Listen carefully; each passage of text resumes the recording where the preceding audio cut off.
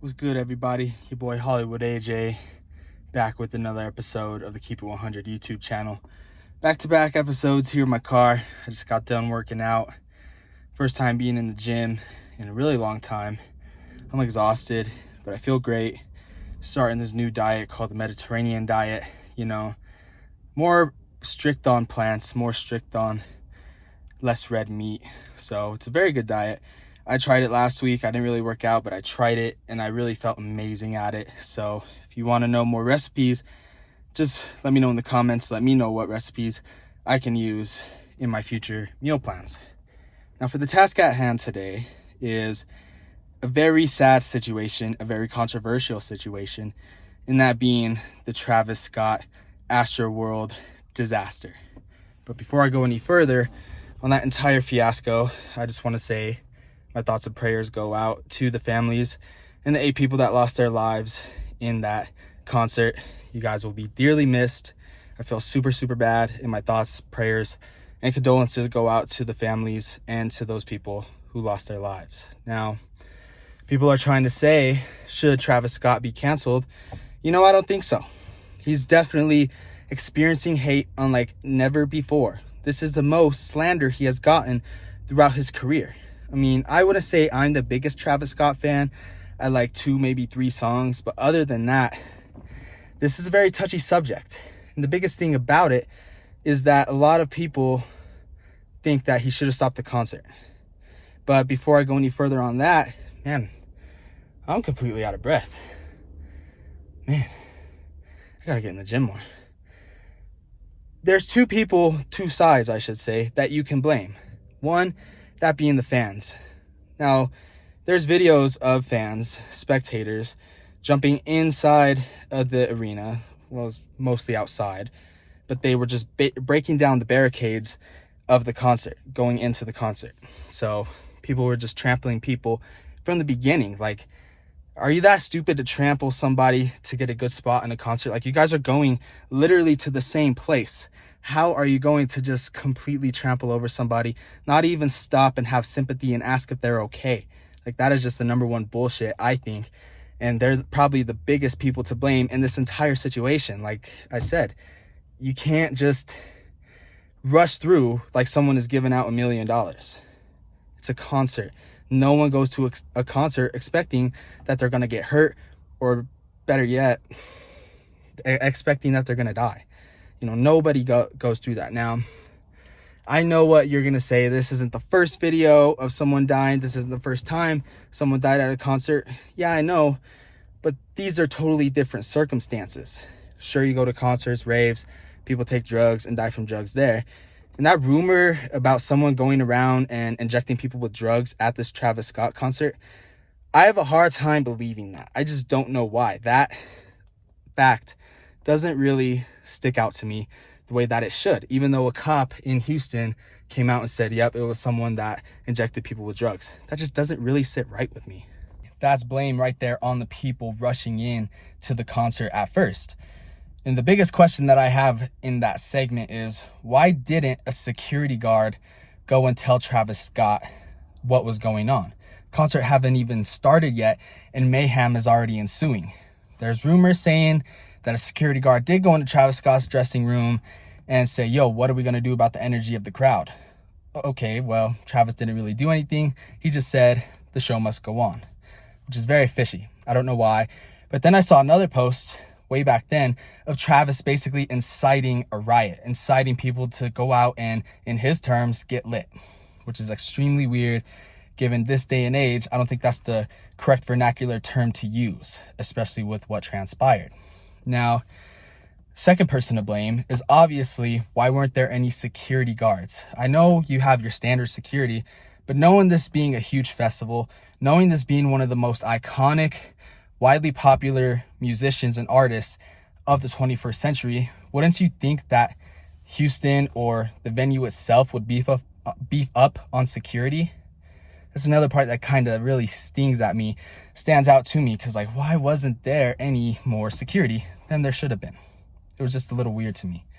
So I didn't get that. Maybe that could have prevented a little bit of what happened, but I'm not too sure. Finally, the last person to blame for all this is Travis Scott. Now, I'm one for being real and talking about what the facts present, but I'm also willing to look at both sides of the coin in this situation. The more videos I see, the more pictures I see, the more I realize, okay, Travis is somewhat in the wrong. And people's biggest arguments are, okay, a person was dying 15 feet in front of him. How come he didn't stop his concert? He instead decided to continue on.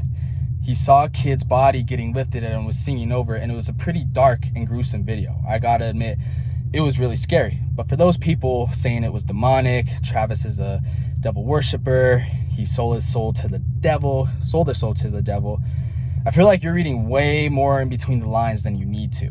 I mean, that's just really pinpointing the smallest things in a video and just kind of blowing it way out of proportion. It's a sad situation for sure, but I just feel like you don't need to go down that avenue.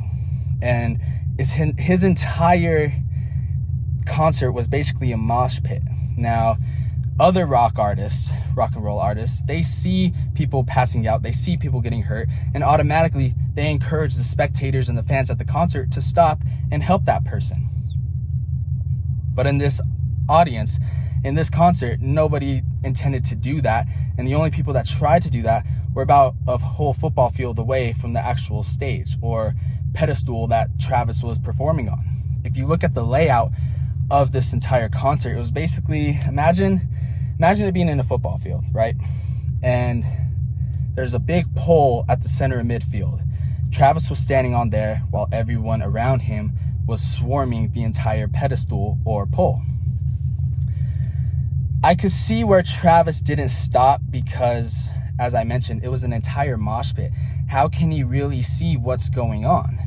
Now, there was people climbing that pedestal and still trying to be like, hey, people are dying. There was a man and woman climbing up telling Travis, please stop. We really need to help these people that are dying. And that's where I blame Travis. When you got people coming up to you, when you got security handling the situation, or when you just have a situation like that in general, stop your show, make sure everybody is okay. If not, then you cancel the rest of your show.